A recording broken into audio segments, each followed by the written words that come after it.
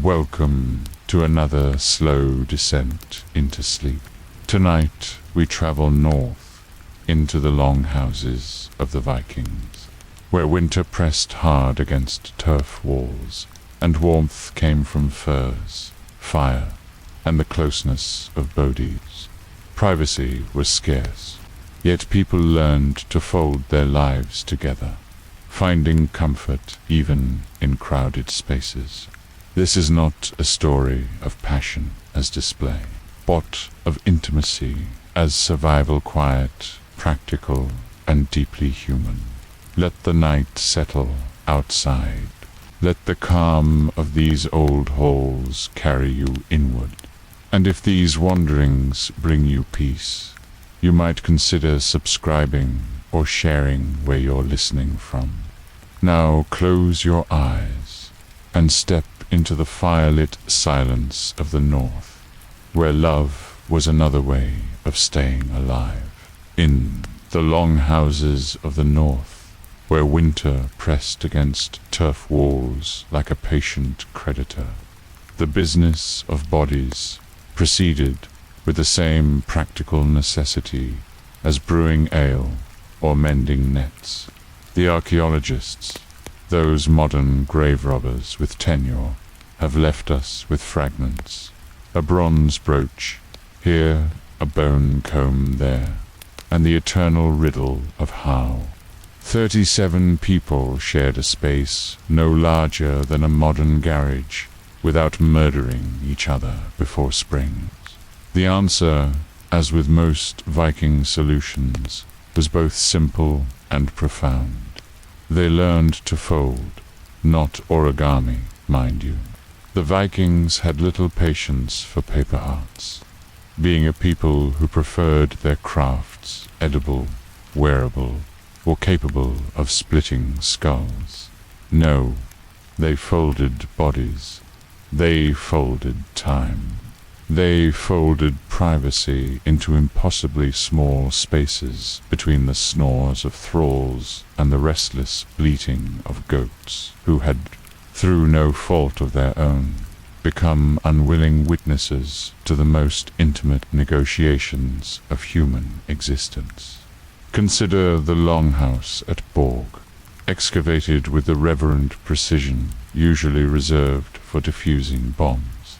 93 feet of shared living, the space where the Jarl's family occupied one end, the servants the other, and the livestock wandered freely through the middle, dispensing warmth, methane, and a peculiar form of democratic equality that modern urban planners have yet to replicate.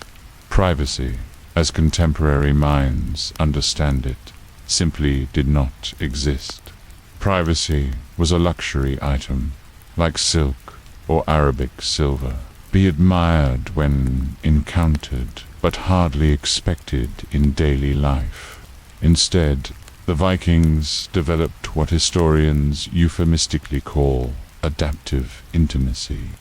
This meant that when Bjorn, the slightly anxious, wished to express his marital devotions to Astrid, the practical, they did so within a soundscape that included not only the crackling of the central hearth, but also the digestive commentary of 17 head of cattle, the whispered gossip of 3 generations of in-laws, and the rhythmic scratching of a dog with particularly persistent fleas. The furs themselves became collaborators in this enterprise. Thick seal pelts, bare hides that still remembered their former occupants' dreams, and layers upon layers of sheep wool that created a topography of warmth more complex than the fjords themselves.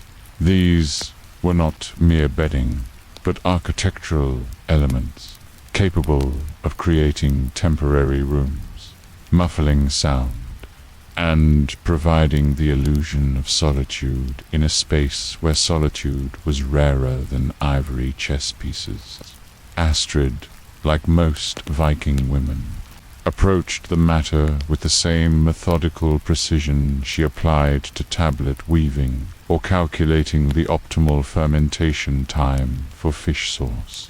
She had learned, through observation and necessity, that the strategic positioning of bodies could transform a narrow sleeping bench into a territory as private as any forest grove. The key lay not in the removal of clothing, such luxury being reserved for midsummer and particularly optimistic occasions, but in the careful orchestration of angles, pressure, and timing. The woolen undergarments, those marvels of medieval engineering, were designed with such encounters in mind. Unlike the restrictive fashions that would plague later centuries, Viking clothing operated on principles of accessibility and efficiency. A loosened belt here, a strategically shifted hem there, and two people could achieve remarkable intimacy while remaining substantially clothed, a necessary adaptation given that the ambient temperature inside most longhouses hovered somewhere between uncomfortably chilly and meat lockers. Bjorn, for his part, had mastered the art of the silent approach. Years of hunting had taught him that patience and gradual movement yielded better results than dramatic gestures. He understood that in a space shared with extended family, hired help, and an assortment of farm animals, subtlety was not merely preferred, but essential for social harmony. A poorly timed creak of the sleeping platform could result in commentary from grandmother Helga, whose hearing remained suspiciously acute despite her claims of age-related deafness. The positioning itself followed patterns as old as the winter constellations.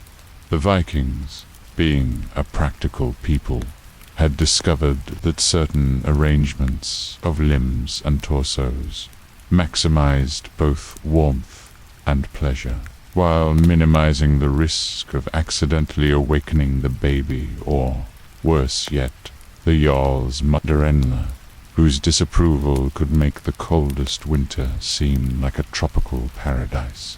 The northern shore position, as modern scholars have tentatively named it based on cryptic references in the Laxdela saga, involved the couple lying side by side, facing the same direction, much like two ships moored in a harbor during a storm.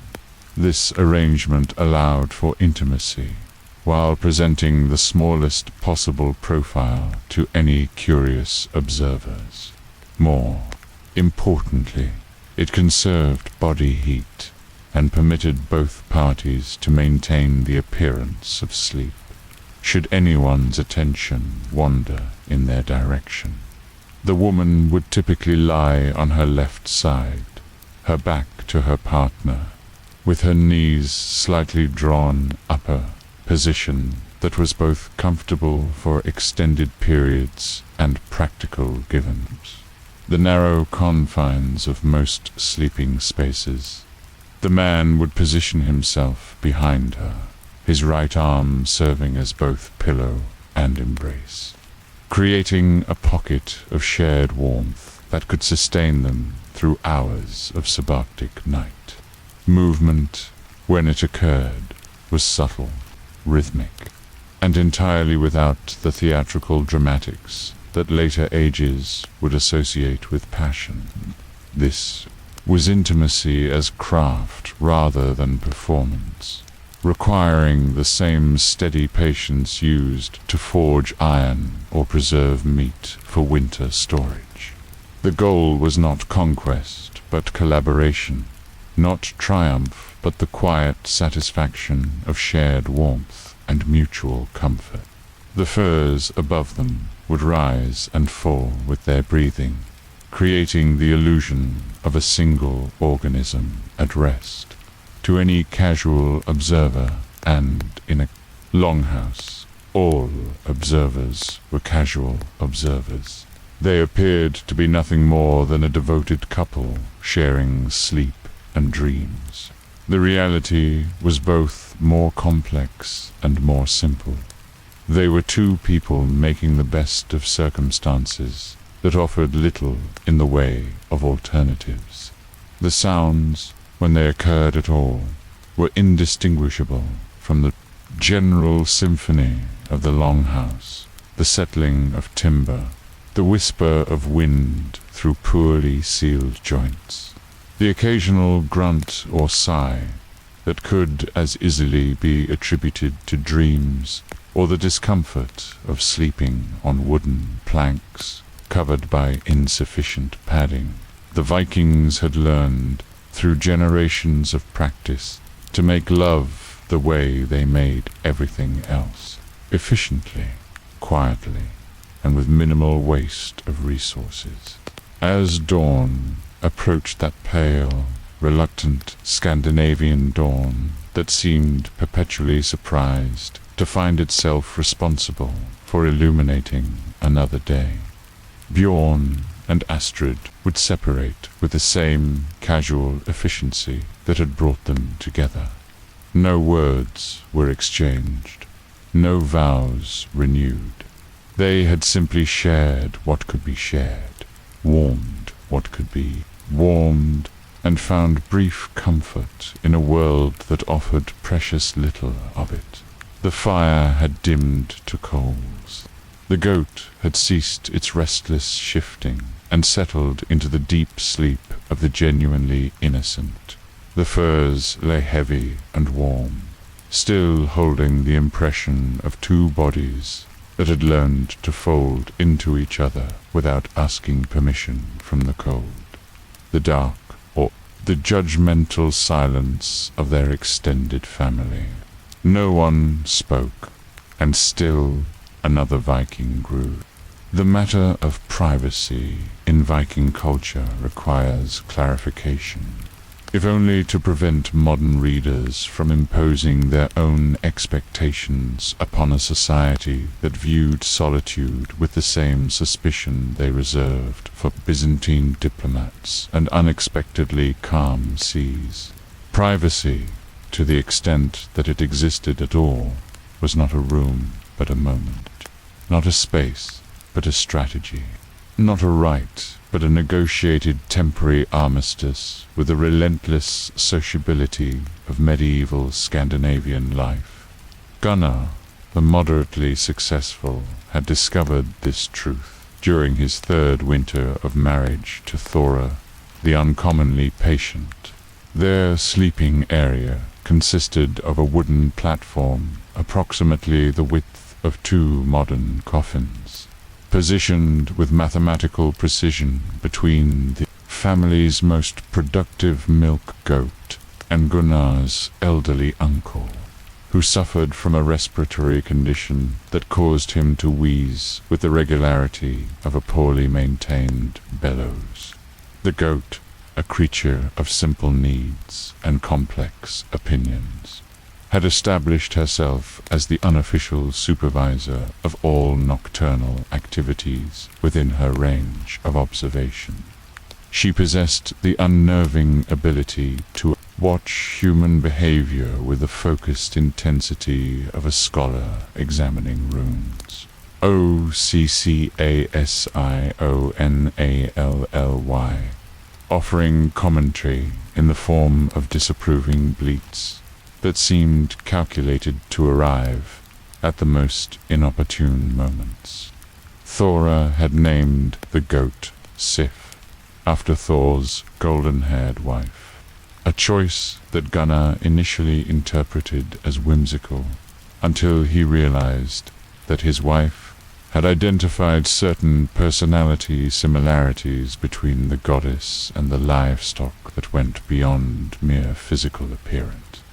Both were beautiful, both were aware of their beauty, and both had strong opinions about the proper conduct of those around them.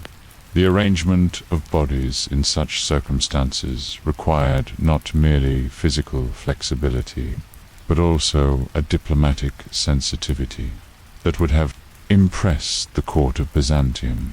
Every movement had to be calibrated not only for the comfort and pleasure of the participants, but also for its potential impact on the surrounding community of humans, animals, and household spirits, who, according to local belief, took an active interest in human affairs.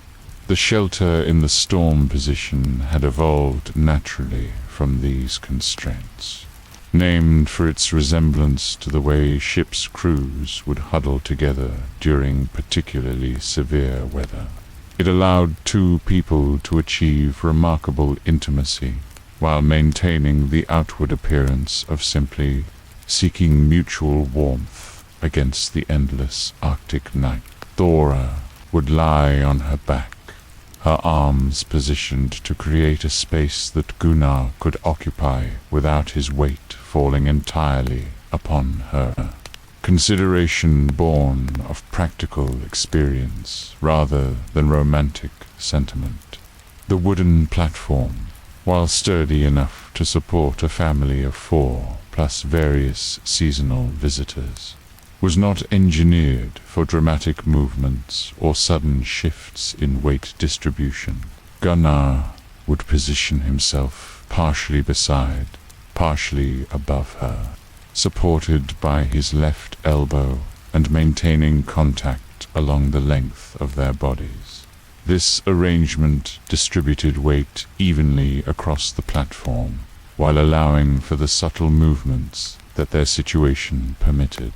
The positioning also ensured that both parties could maintain awareness of their surroundings, a necessity when privacy was measured in minutes rather than hours.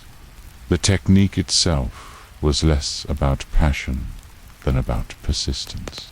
Movement was minimal, careful, and synchronized with the natural rhythms of the longhouse.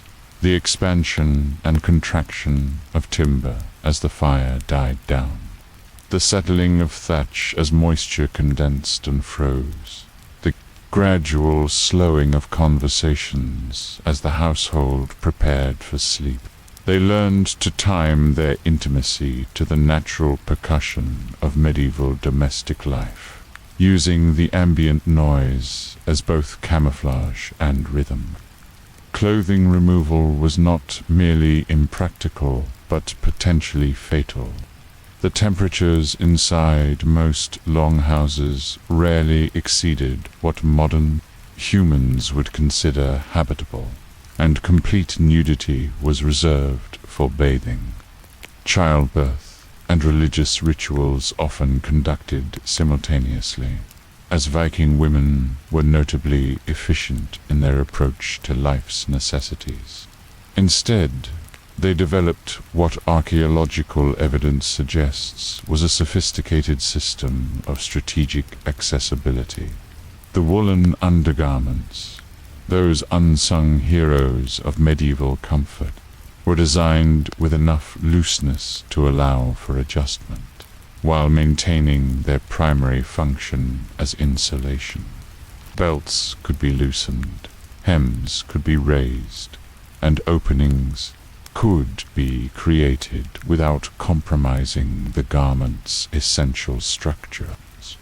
Thora's approach to these arrangements displayed the same methodical intelligence she applied to managing the household's complex economy of food storage, textile production, and social obligations.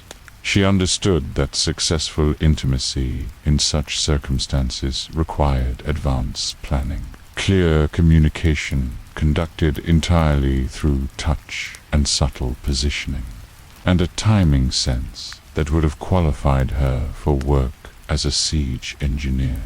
The wool blankets and fur coverings became active participants in these encounters rather than mere accessories. Layers were arranged to create pockets of warmth, while deflecting any casual observation from neighboring sleepers.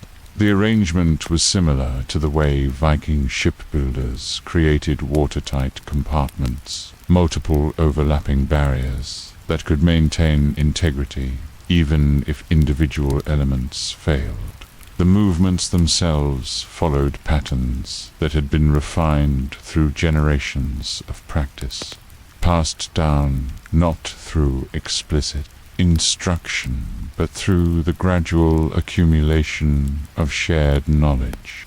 These were positions that acknowledged the reality of shared space, limited mobility, and the constant possibility of interruption.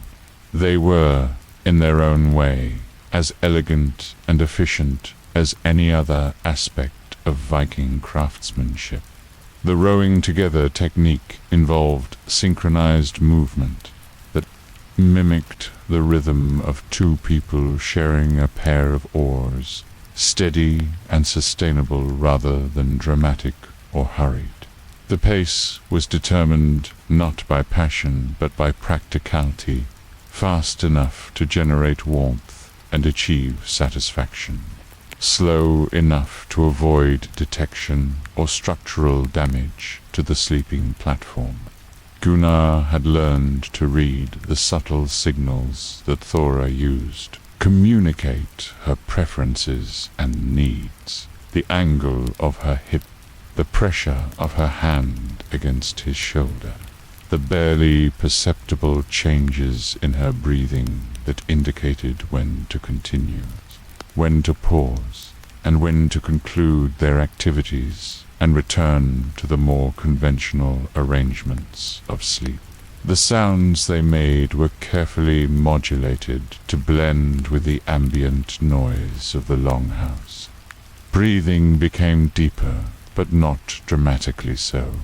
Occasional sighs or quiet murmurs could be attributed to dreams or the discomfort of sleeping on inadequate padding.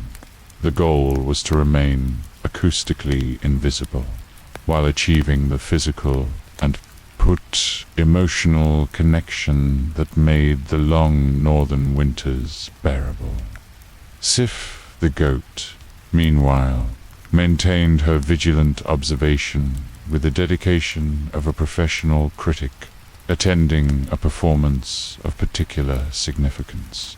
Her opinions, when expressed, took the form of soft snorts or shifts in position that seemed calculated to remind the humans activities were neither unobserved nor entirely approved of.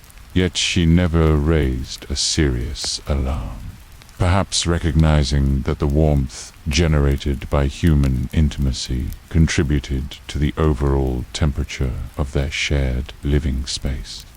The conclusion of these encounters was marked not by dramatic resolution, but by gradual transition back to the ordinary arrangements of sleep. Bodies would separate and reorganize with the smooth efficiency of a well-rehearsed dance. Clothing would be readjusted, furs redistributed, and breathing returned to the steady rhythms of rest.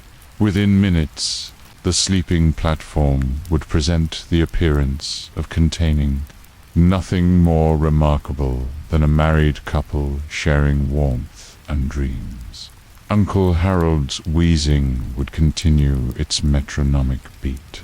The central fire would settle deeper into coals. The wooden walls would contract another fraction of an inch as the night cold penetrated deeper into the structure. And in the morning, when the household stirred to life, there would be no evidence that anything unusual had occurred beside the goat's sleeping area, save perhaps for a barely perceptible increase in the general contentment that made the endless tasks of survival slightly more bearable. The bench beside the goat was not private, but it was warm, and it was enough. The gods of the north were notably practical in their approach to human sexuality, displaying the same matter-of-fact attitude toward carnality that they maintained toward warfare, agriculture, and the eventual destruction of the universe. This perspective filtered down through society like smoke, through poorly chinked walls, creating a cultural framework in which intimacy was acknowledged as both necessary and occasionally amusing, but hardly worth the dramatic, emotional investments that would characterize later, more southerly civilizations. Freya herself, that golden goddess of fertility and war, was said to own a magnificent hall called Bur. She received half of those who died in battle, the other half going to Odin's more famous Valhalla. This arrangement suggested a deity with strong opinions about both death and life. Someone who understood that the same courage required to face armed enemies was also necessary for the more intimate battles fought between wool blankets in smoky longhouses throughout Midgard. The archaeological evidence from Gotland picture stones and the literary testimony of the sagas converge on a portrait of Viking sexuality that was refreshingly free from the guilt and anxiety that would plague later European cultures. Sexual activity was viewed as a natural function, like eating or sleeping, subject to social regulations primarily concerning property rights and family, honor rather than moral purity or spiritual salvation.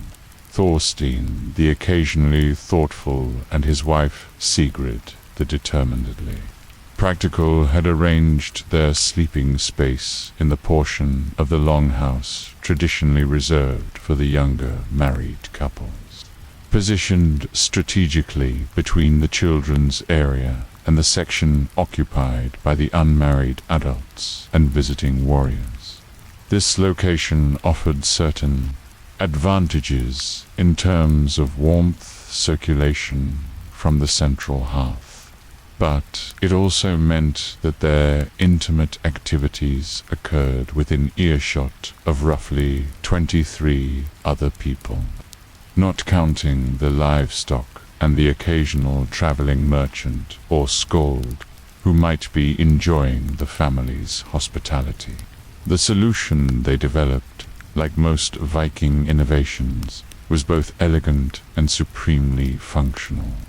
Rather than attempting to achieve the impossible goal of complete silence, they learned to time their lovemaking to coincide with the natural rhythms of communal life, using the predictable sounds of the longhouse as both camouflage and musical accompaniment. The evening hours, after the main meal had been consumed, and before the household settled into deep sleep, provided an optimal window for intimate activity. Conversations would continue in subdued tones around the central fire. Children would be settled but not yet fully asleep, creating a gentle background murmur of whispered stories and quiet lullabies. The fire itself would crackle and hiss as the days would supply burned down to coals, providing both acoustic cover and sufficient light to navigate the complex geography of bodies, bedding, and woolen clothing. The thunder in the distance. Position took its name from a passage in the poetic Edda that described the sound of Thor's hammer striking against the vault of heaven, powerful but remote, impressive but not immediately threatening. This arrangement allowed for significant physical intimacy, while maintaining acoustic discretion, a combination that required considerable skill and no small amount of athletic coordination. Sigrid would lie on her side, facing away from the main activity of the longhouse, her back to Thorstein, with her upper leg drawn up to create space and stability. This position offered several practical advantages. It required minimal space, generated maximum warmth through sustained body contact, and presented the smallest possible profile to any casual observers who might glance in their direction. Thorstein would position himself behind her, his body aligned with hers, in a configuration that shipbuilders would recognize as optimal for structural integrity and efficient use of available space. His movements were controlled and rhythmic, designed to generate the desired physical effects while avoiding the kind of dramatic motion that might attract unwanted attention or, more immediately concerning, cause structural damage to the wooden sleeping platform. The woolen clothing they wore became an integral part of the technique rather than an obstacle to be overcome. Sigrid's dress, woven in the complex twill patterns that demonstrated both her skill and her family's prosperity, was designed with side openings that allowed for strategic access while maintaining modesty and, more importantly, thermal proficiency. The garment could be adjusted and rearranged without removal, allowing for intimacy while preserving the warmth that meant the difference between comfort and hypothermia during the long northern nights. Thorstein's approach to clothing management displayed the same methodical precision he applied to maintaining his weapons and tools. His woolen leggings and linen undergarment were arranged to provide access while maintaining their essential function as insulation. The leather belt that secured his clothing was positioned so that it could be loosened and readjusted without removal, a consideration that became crucial when privacy was measured in minutes rather than hours. The rhythm they established was synchronized not with their own desires, but with the ambient pulse of the longhouse itself. Movement coincided with the natural sounds of settling timber, shifting coals, and the gentle snores of children and elderly relatives. They learned to time their most intense moments to coincide with the loudest crackling from the fire or the occasional gust of wind that would cause the entire structure to creak and sigh like a ship riding out a storm. The breathing techniques they developed were borrowed from the practical knowledge of hunters and warriors who understood the importance of controlling one's respiration during moments of physical stress. Deep, controlled breaths not only enhanced their physical experience, but also helped to muffle any involuntary sounds that might escape despite their best efforts at discretion.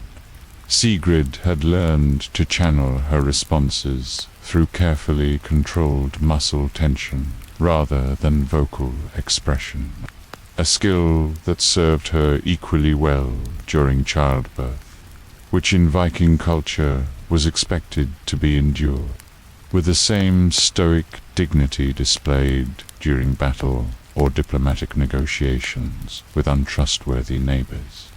Her hands, when they gripped Thorstein's forearm or shoulder, applied pressure that communicated her pleasure and need, without creating sounds that might carry beyond their immediate sleeping area. The duration of these encounters was determined not by romantic ideals, but by practical considerations, too brief, and the physical and emotional benefits that made the harsh realities of medieval life bearable would be insufficient, too prolonged, and the risk of discovery or the simple physical discomfort of maintaining awkward positions would outweigh the advantages. They learned to achieve satisfaction within a time frame that coincided with the natural lulls in household activity. The conclusion of their lovemaking was marked by a gradual transition back to the conventional arrangements of sleep. Bodies separated and repositioned with practiced efficiency. Clothing was readjusted with minimal movement or disturbance to the carefully arranged bedding. Within moments, their sleeping area would present the innocent appearance of a devoted couple sharing warmth and dreams, indistinguishable from any other married pair in the longhouse. The sounds they had made, the subtle shifts in breathing, the quiet rustle of wool and fur, the barely audible whispers that passed between them, blended seamlessly into the acoustic landscape of communal living. To any wakeful listeners, their activities would be indistinguishable from the ordinary sounds of people adjusting their positions, seeking more comfortable arrangements, or simply responding to the dreams that occupied their sleeping minds. Freya, observing from her position among the Gyr, found nothing in their behavior to criticize or correct. Their lovemaking displayed the same practical wisdom that characterized all successful Viking endeavors: efficient use of available resources, respect for the needs and comfort of the community, and the quiet satisfaction of shared purpose accomplished with skill and discretion. The gods understood that human sexuality, like human courage in battle or skill in craftsmanship, was a force that could build or destroy depending upon how it was channeled. The intimate activities of Thorstein and Sigrid strengthened their marriage, contributed to the stability of their household, and generated the physical and emotional warmth that helped their community survive the challenges of life in the unforgiving north. The fire burned lower. The conversations around the hearth dwindled to whispers and finally to silence. The wooden walls contracted another fraction as the night cold pressed more insistently against the turf and timber barriers that separated the household from the infinite Arctic darkness. And in the morning, when the household stirred to life with the same inexorable regularity that had sustained their ancestors through countless generations, there would be no evidence that the gods had been entertained by anything more remarkable than the ordinary miracle of human beings creating warmth and comfort in a world that offered precious little of either. But Freya had watched, and she had approved, and she had not minded the noise. Viking military culture permeated every aspect of daily life with the thoroughness of smoke from poorly vented fires, and this included the intimate relationships between men and women who understood that survival often depended upon treating every encounter with armed enemies or willing spouses as a matter requiring strategy, preparation, and flawless execution.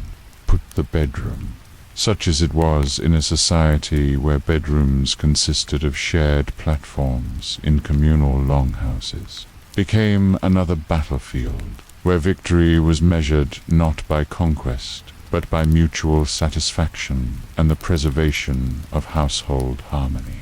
Ragnar, the occasionally victorious, had learned this truth during his second year of marriage to Ingrid the strategically brilliant, a woman, whose approach to both textile production and marital relations displayed the same methodical intelligence that had made her father one of the most successful traders along the Baltic coast.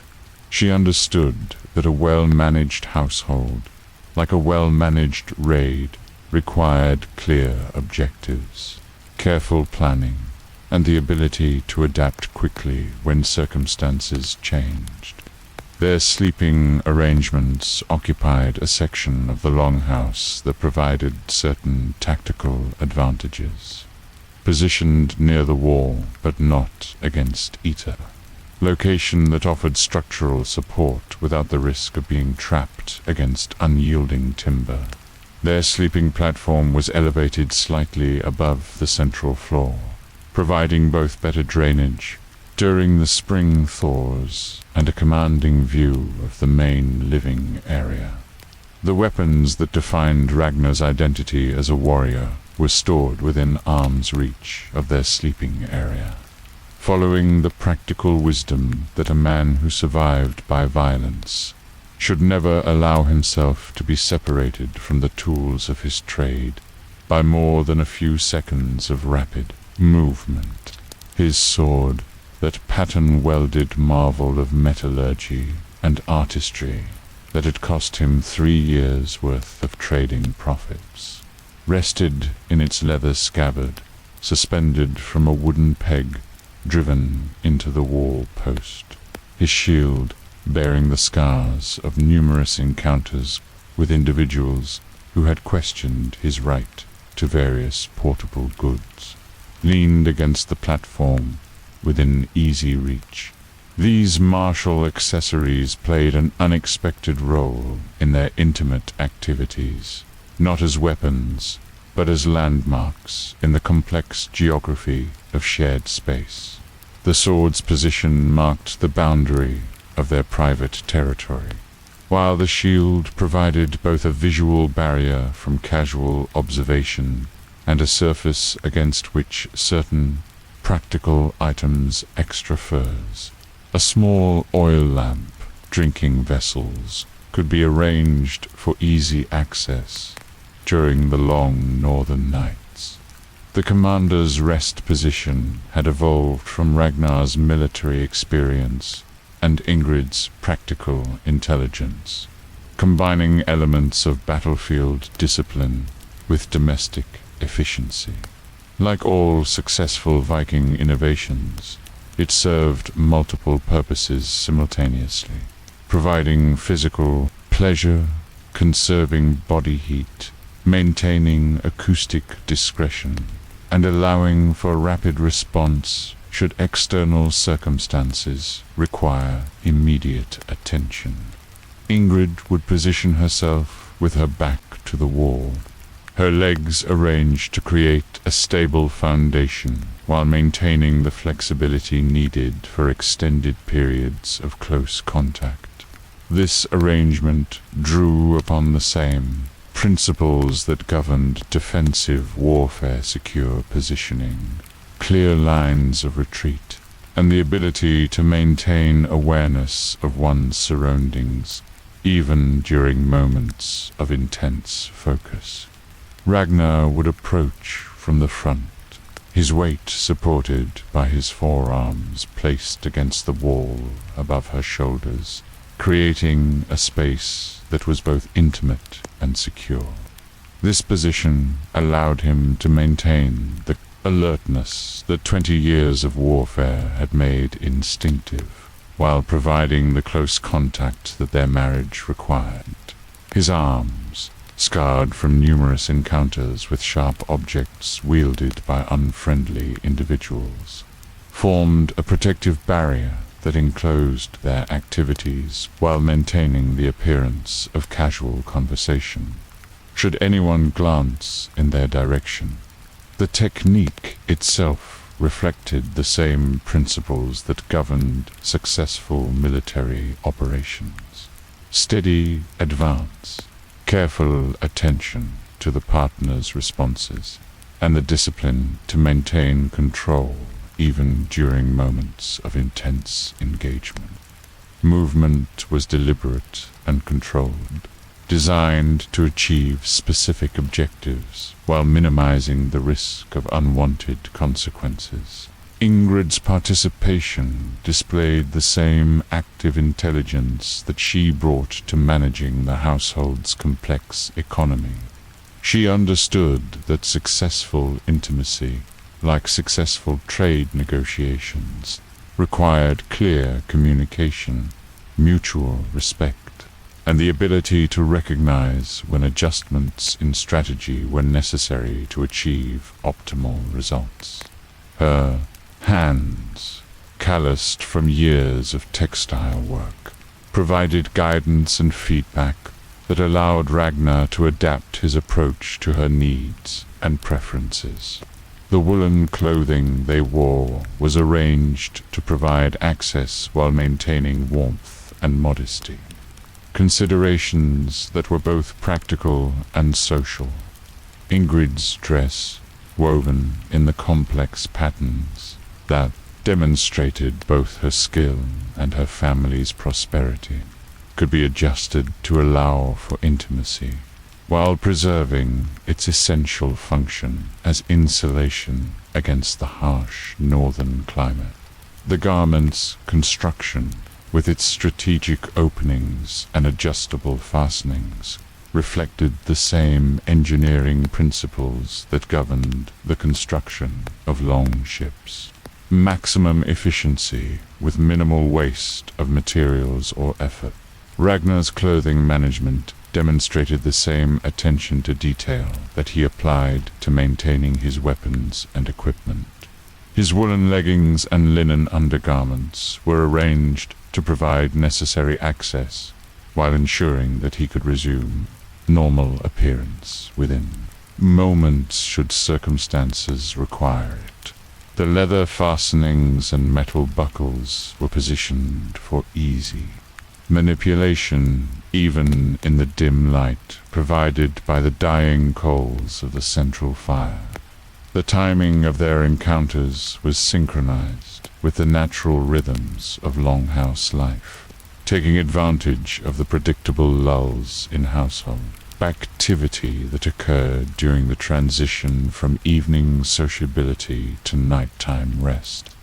They had learned to identify the optimal moments, when conversations around the central fire had diminished to whispers, when children had settled into deep sleep, and when the adults who shared their living space were occupied with their own preparations for rest.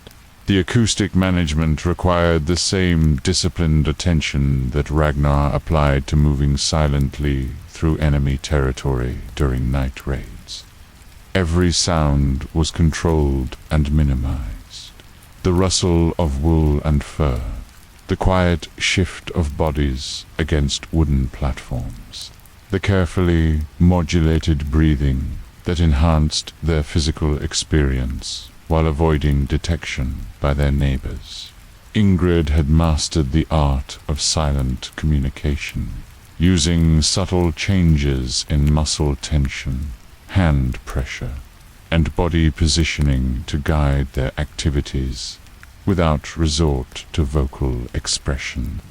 This skill served her equally well in other contexts where discretion was essential during tense negotiations with visiting traders, when managing household conflicts that could escalate into blood feuds, or when gathering information about the political maneuverings that constantly threatened the stability of their community. The duration of their lovemaking was determined by practical considerations rather than romantic ideals, long enough to achieve the physical and emotional satisfaction that strengthened their marriage and contributed to household stability. Brief enough to avoid discovery or the physical discomfort that resulted from maintaining positions that required considerable muscular control and coordination. The conclusion of these encounters was marked by the same efficient transition that characterized all aspects of Viking life. bodies separated and repositioned with practiced speed. Clothing was readjusted to its normal configuration. The sleeping platform was restored to its conventional appearance as a place of rest rather than intimacy. Within minutes, any observer would see nothing more remarkable than a married couple settling into sleep after another day of survival in the harsh northern environment. Ragnar's weapons remained in their assigned positions, ready for immediate use, but undisturbed by the intimate activities that had occurred within their protective radius. The sword continued its silent vigil, while the shield maintained its position as both barrier and landmark in the complex geography of shared space. These tools of war had witnessed acts of creation and connection, serving as silent guardians over moments of vulnerability and trust. The soft elbow that pressed against the wall post, bearing Ingrid's weight during their most intimate moment, left no mark upon the timber that had been shaped by skilled craftsmen and seasoned by years of smoke and weather. But it had served its purpose, providing the stability and support that allowed two people to find warmth and satisfaction in circumstances that offered little of either. The fire dimmed to coals. The longhouse settled into its nighttime configuration of whispered conversations, gentle snores, and the occasional bleating of livestock who possessed their own opinions about the sleeping arrangements. And in the morning, when the household stirred to life with the same disciplined efficiency that had sustained their ancestors through countless generations of survival in the unforgiving north, there would be no evidence that victory had been achieved without conquest, that shields had protected something more precious than life, and that the softest elbow had proven stronger than the sharpest sword. The mathematics of survival in the medieval north were both simple and unforgiving. Insufficient heat meant death. Insufficient food meant death. Insufficient cooperation meant death. And insufficient intimacy between married couples meant the kind of social dissolution that could destroy entire communities. During the long months when escape from shared living spaces was impossible, the Vikings, being a people who preferred their problems solved rather than philosophized about, had developed intimate practices that served the practical purpose of generating warmth, while fulfilling the human needs that kept their harsh society from fragmenting into violence and despair. Olaf, the persistently optimistic, and his wife Gudrun, the remarkably patient, had been married for 7 winters, long enough to have developed the synchronized efficiency that characterized all successful Viking partnerships. They approached their intimate life with the same methodical intelligence they applied to managing their share of the household economy, understanding that physical pleasure and emotional connection were not luxuries, but necessities that could mean the difference between a marriage that strengthened their community and one that contributed to the blood feuds that periodically decimated Scandinavian settlements. Their sleeping area occupied the section of the longhouse reserved for established couples, positioned to take advantage of residual heat from the central fire, while maintaining sufficient distance from the children's area to allow for adult activities without traumatizing the next generation. The platform they shared had been constructed by Olaf himself, using techniques learned from his father and grandfather. Men who understood that furniture designed for intimate use required both structural integrity and acoustic discretion. The arrangement of their sleeping space reflected years of experimentation and refinement. Furs were layered to provide maximum insulation, while allowing for the subtle movements that their physical relationship required. Woolen blankets were positioned to create pockets of warmth that could be maintained even when external temperatures dropped to levels that would freeze exposed flesh within minutes. The entire configuration was designed to function as a self-contained environment, where two people could find comfort and satisfaction, regardless of the hostility of the world beyond their shared furs. The fire that heated the longhouse followed a predictable cycle throughout the night, burning brightly during the evening hours when the household gathered for meals and conversations, then gradually diminishing as the carefully rationed wood supply was consumed. By the deepest part of the night, the central hearth would have reduced to a bed of coals that provided minimal light and steadily decreasing heat, leaving the sleeping inhabitants dependent upon their own body warmth and the insulation provided by carefully arranged bedding.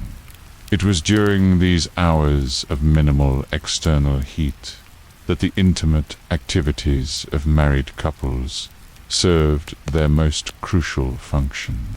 The physical exertion required for lovemaking generated internal warmth that could sustain two people through the coldest periods of the Arctic night. This was not merely a fortunate side effect, but an essential survival strategy, recognized and valued by a culture that understood the practical importance of every aspect of human behavior. The ember's glow position had been developed specifically for these conditions, allowing couples to maintain intimate contact while maximizing the conservation and generation of body heat. Named for its resemblance to the way carefully banked coals could maintain their internal fire throughout the night. This arrangement permitted sustained physical connection while using minimal energy and requiring virtually no movement that might disturb the carefully arranged insulation of their bedding. Gudrun would lie on her back, her body positioned to take maximum advantage of the layered furs beneath them, while creating space for Olaf to settle between her raised knees. This arrangement distributed their combined weight evenly across the sleeping platform, while allowing for the deep muscle contact that was essential for both warmth, generation, and physical pleasure. Her arms would encircle his torso, holding him close, while her hands provided the subtle guidance that directed their movements and ensured their mutual satisfaction. Olaf would position himself above her, his weight supported by his forearms, to avoid crushing her, while maintaining the closest possible bodily contact. This configuration allowed him to share his body heat, while responding to the quiet communications that passed between them through touch, pressure, and the barely perceptible adjustments in position that indicated pleasure, comfort, or the need for changes in technique or timing. The clothing they wore during these encounters was selected and arranged with the same careful attention that Viking warriors devoted to their battle gear. Garments had to provide thermal protection while allowing for strategic access, maintain their insulating properties while permitting the freedom of movement necessary for intimate activities, and be capable of rapid readjustment should circumstances require an immediate return to conventional sleeping arrangements. Gudrun's woolen dress, woven in patterns that demonstrated both her skill and her family's status, was designed with openings that could be adjusted without removing the garment entirely. The construction reflected generations of accumulated wisdom about the practical requirements of intimate life in shared spaces, with side seams that could be loosened and hems that could be raised while maintaining the garment's essential function as a barrier against the lethal cold.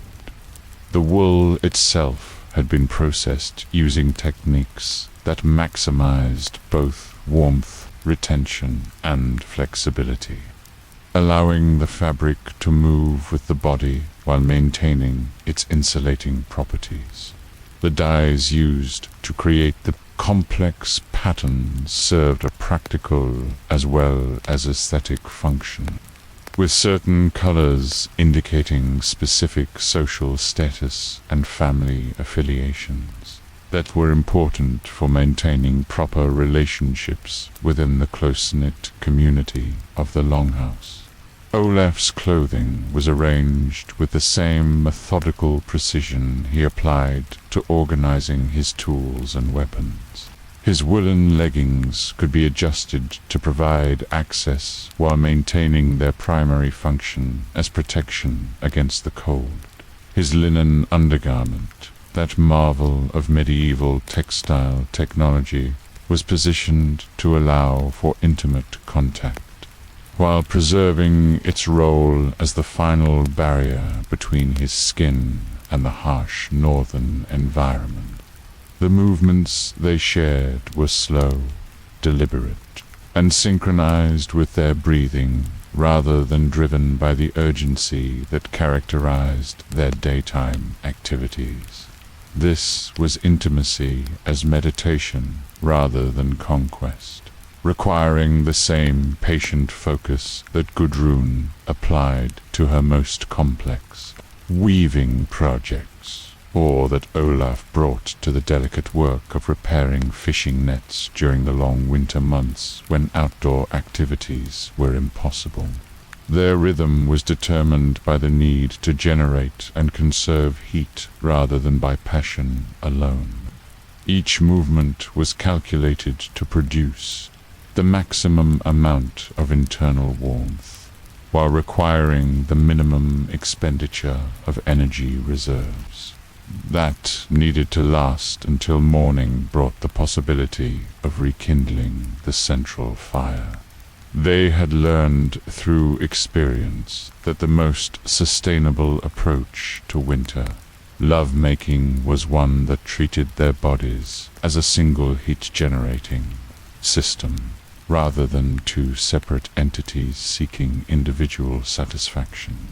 The breathing techniques they employed were borrowed from the practical knowledge of hunters and fishermen who understood how to maintain body temperature during extended periods of exposure to harsh conditions.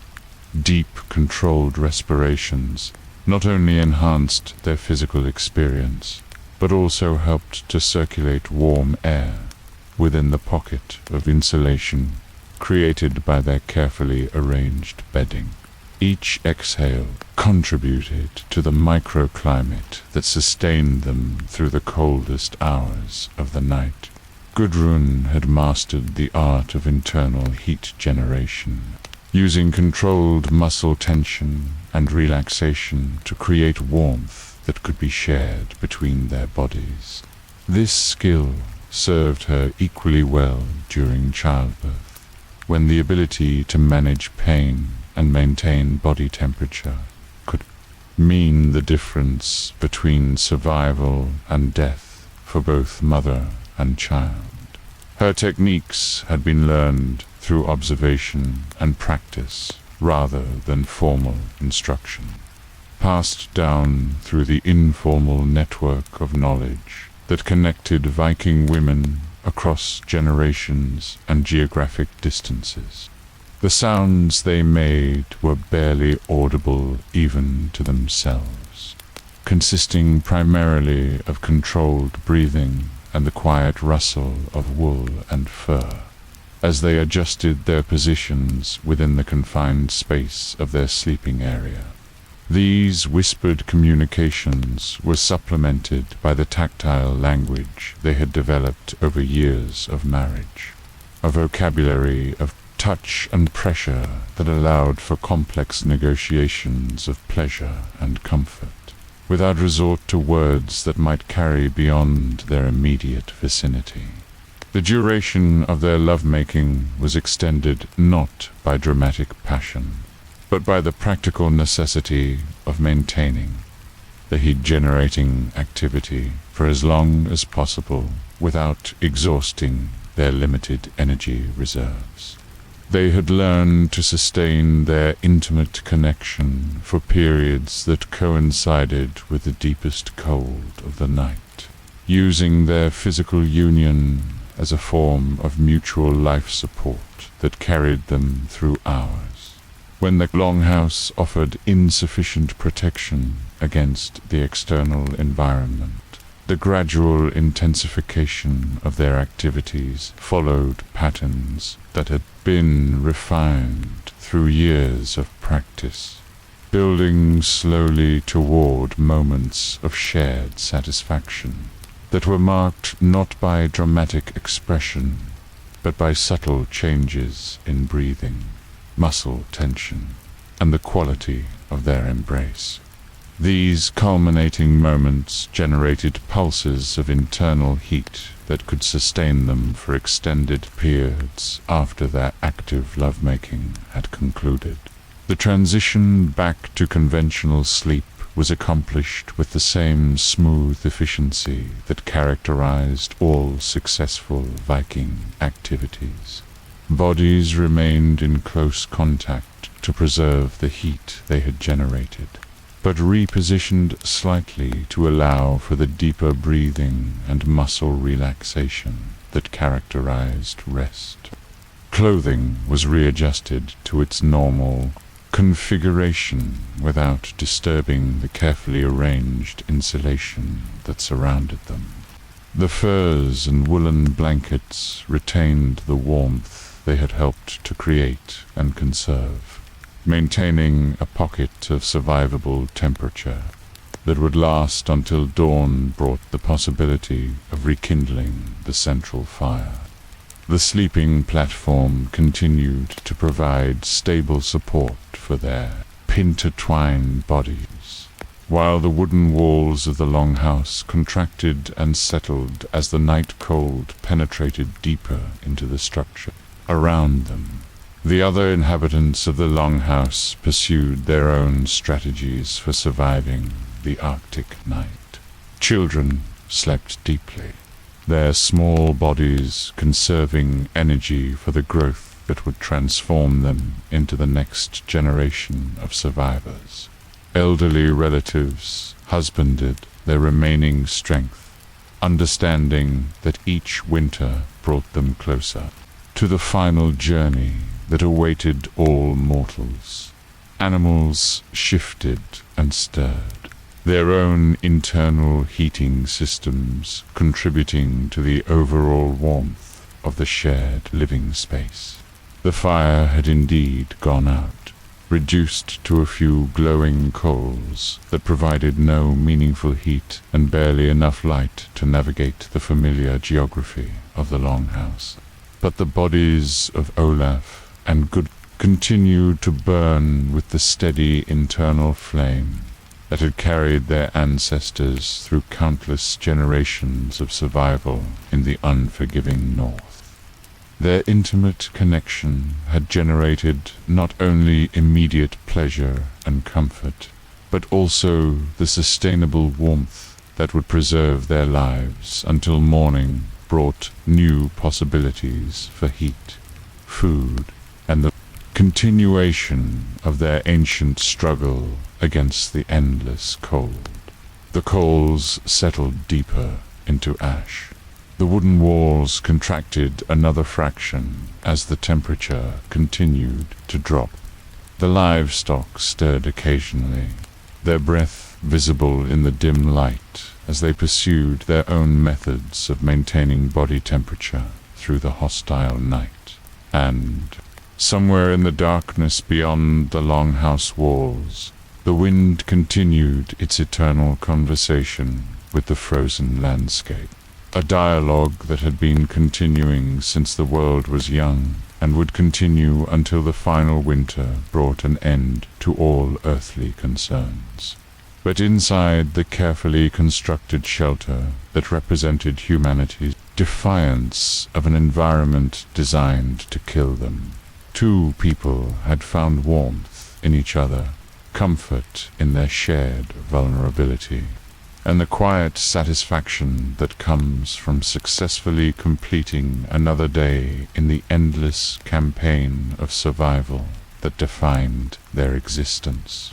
They had loved each other with the same practical intelligence they brought to all of life's challenges, generating heat where there was cold, creating connection where there was isolation, and finding joy in circumstances that offered little reason for hope. The fire had gone out, the body had kept burning, and morning, when it came, would find them still alive, still together, and still capable of facing whatever challenges the new day might bring to those who had learned to find strength in tenderness and survival in love. Breath stayed, hands found heat, sleep came quickly.